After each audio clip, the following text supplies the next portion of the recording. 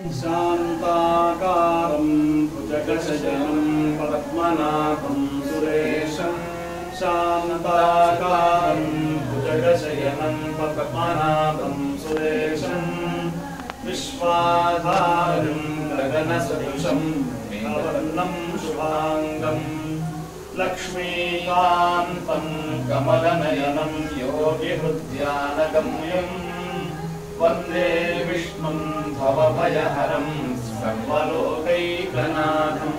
గయలో గదాధరుడైనటువంటి శ్రీమన్నారాయణమూర్తిని చూస్తున్నాం. రుక్మిణీ సత్యభామ సమేతుడైనటువంటి విష్ణుమూర్తి ఈయన. అటువంటి స్వామి శంఖచక్రాలు ధరించి గదను ధరించినటువంటి స్వామి ఏమిస్తాడండి? ఈ స్వామి అంటే మోక్షాన్ని ఇస్తాడు.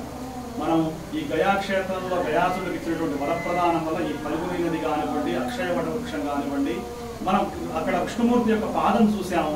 కానీ శంఖచక్రాలతో లక్ష్మీదేవి సహితంగా ఉన్నటువంటి రుక్మిణీ సత్యభామ సహితంగా ఉన్నటువంటి గదాధరుడైనటువంటి శ్రీ మహావిష్ణువు మనం చూస్తూ ఉన్నాం. స్వామివారికి సగుణ స్వరూపం చూసాం, అక్కడ నిర్గుణ స్వరూపం చూసాం. అంటే ఆ విష్ణు పాదం ఎంత గొప్పదండి అంటే యవ పద్మాంకుశ చాపచక్ర జష రేఖాలంకృతం బగు మాధవు పాదద్వయము అంటాడు భాగవతంలో. ఏ దినమున వైకుంఠుడు మేదినిపై దాల్చినట్టి మేను విడచినాడా దినమున అశుభ ప్రతిపాదకమగు కలియుగము ప్రాప్తం వయ్యనని చెప్పి భాగవతంలో చెప్తారు. అటువంటి శ్రీమన్నారాయణ మూర్తిని మనం చూస్తున్నాం, అభిషేకం చేశాం. నిజంగా ఇంతకన్నా భాగ్యమే ఉంటుందండి. అఖిలాండకోటి బ్రహ్మాండ నాయకుడు, ఆది మధ్యాంతరహితుడు, చతుర్దశ భువనాధీశ్వరుడైనటువంటి ఆ రుక్మిణీ సత్యభామ సమేతుడైనటువంటి శ్రీమన్నారాయణ మూర్తిని మనం చూస్తున్నాం. ఆమె శ్రీదేవి భూదేవి సహితుడైనటువంటి శ్రీ మహావిష్ణువుని గదను ధరించినటువంటి వాడు. అక్కడ గద ఉంటే శంఖం ఇక్కడ కిందికి వచ్చిందండి.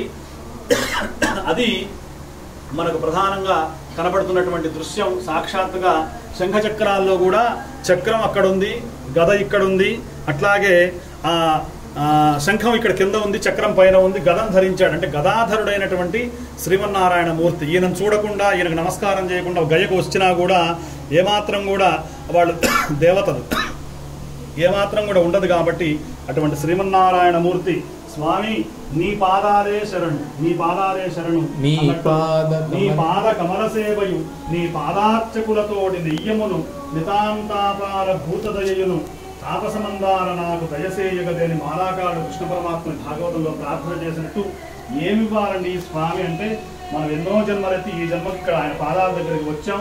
ఆయన ఒక్కసారి మనల్ని చూస్తే చాలు, మన గంధం పోతున్నాయి, చూస్తే చాలు ఆయన యొక్క దయా దృష్టి, కృపా దృష్టి మన మీద ప్రసరిస్తే చాలు. ఇంతకన్నా కావాల్సింది ఏముందండి మానవ జన్మకి? మా రామకృష్ణ గారు, కామేశ్వరరావు గారు, ప్రసాద్ గారు చక్కగా వాళ్ళ నాన్నగారు చేసుకున్నాం. మేము 2012 ఆ ప్రాంతంలో చేసుకున్నాం. కానీ ఈ గదాధరుడైనటువంటి స్వామి అందరినీ కూడా అనుగ్రహించుగాక. స్వస్తి ప్రజాభ్యః పరిపాలయంతాం. జై శ్రీరామ్. జై శ్రీరామ్.